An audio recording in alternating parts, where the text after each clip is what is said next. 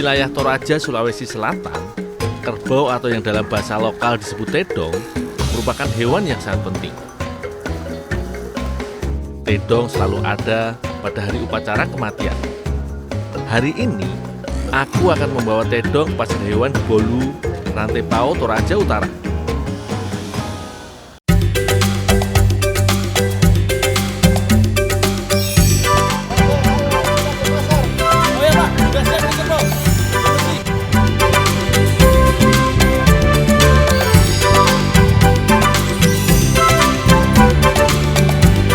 Pasar Bolu ini adalah pasar khusus untuk menjual tedong. Pasar ini hanya ada setiap Selasa dan Sabtu. Ada beragam jenis tedong di sini. Mulai dari tedong bunga yang berwarna belang putih dan hitam. Nah, kalau yang hitam ini namanya tedong budu. Yang paling mahal adalah tedong bunga. Biasanya tedong bunga ini dipersembahkan oleh para keturunan bangsawan atau raja. Pak Erwin membeli tedong ini untuk diberikan kepada sanak saudaranya yang sedang berduka pada saat Rambu Solo atau upacara kematian. Upacara dibuka dengan masuknya keluarga besar yang membawa kerbau dan babi. Tedong dipercaya akan digunakan sebagai kendaraan bagi orang yang telah meninggal. Oleh sebab itu, tedong wajib ada pada upacara Rambu Solo. Upacara dilanjutkan dengan doa untuk arwah yang meninggal. Upacara Rambu Solo ini bisa berlangsung mulai 3 hingga 7 hari.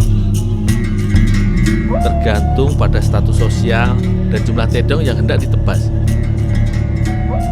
Hari ini akan ada 6 ekor tedong yang akan ditebas.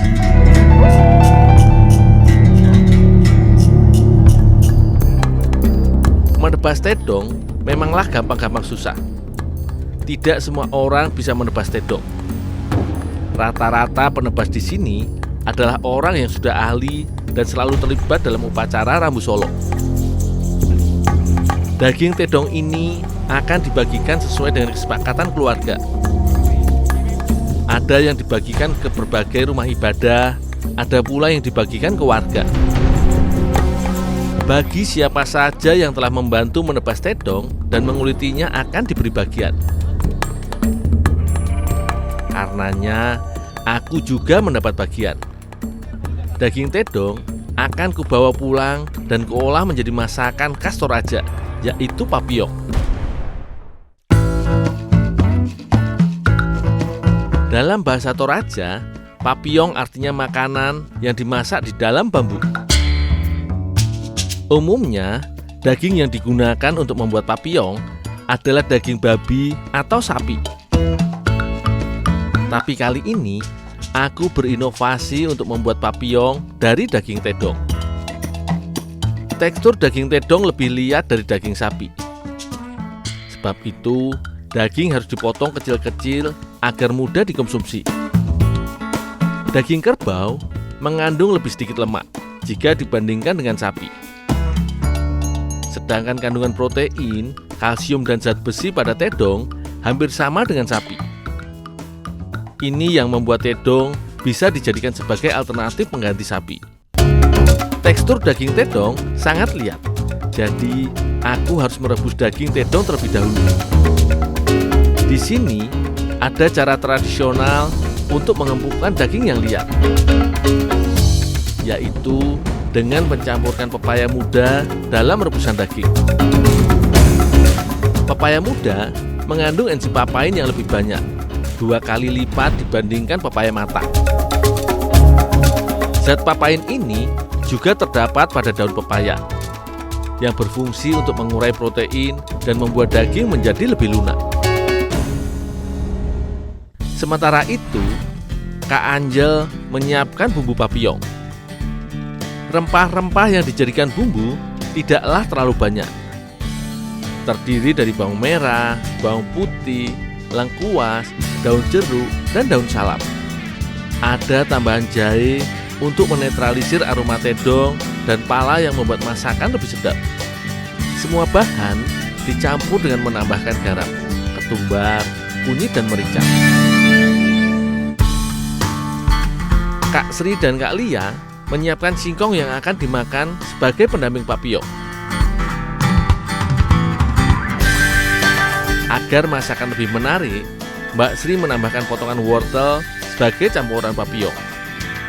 Selain akan menambah kesan cantik, kandungan vitamin A pada wortel membuat papio semakin bergizi.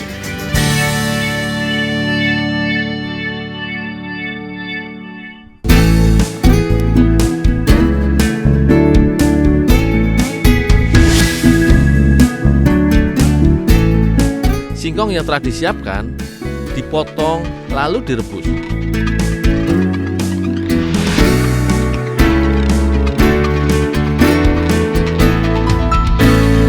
Sengaja agar rasanya lebih enak, aku merebusnya dengan menggunakan kaldu tedong.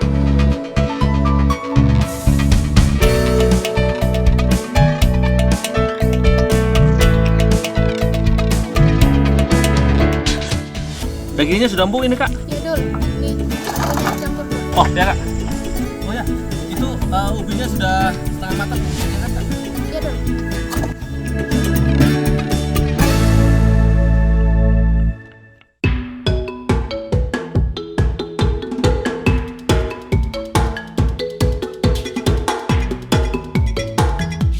Setelah matang, singkong siap untuk dimasak dalam bumbu dengan menggunakan susu. Daging papillon yang telah empuk kemudian dicampurkan dengan bumbu, potongan wortel dan daun bawang. Daging tedong pun sudah siap untuk dimasak. Sedari dulu hingga kini, bambu kerap digunakan sebagai media memasak. Tidak hanya di Indonesia, memasak dengan media bambu juga dilakukan di negara Thailand dan juga negara-negara di Asia Selatan.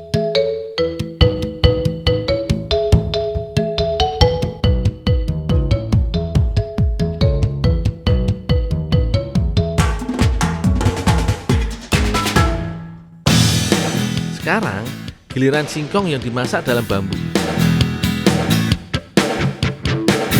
Tak lupa, bambu diisi dengan susu kerbau yang telah dipersiapkan Kak Sri.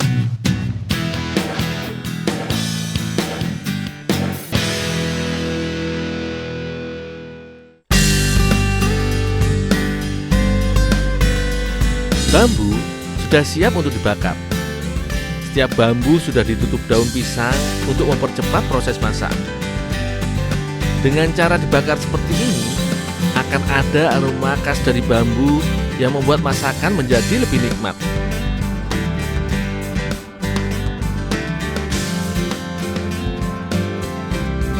Waktu yang dibutuhkan hingga papillon tedong matang sempurna berkisar 25 hingga 45 menit.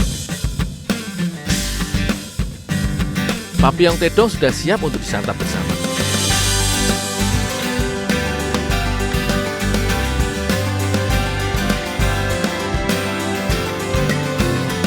Tekstur daging tedong yang empuk menambah nikmatnya papillon. Tekstur lembut singkong dengan rasa gurih membuat masakan ini menjadi lebih sempurna. Makanan khas menjadi identitas tersendiri yang wajib untuk dilestarikan.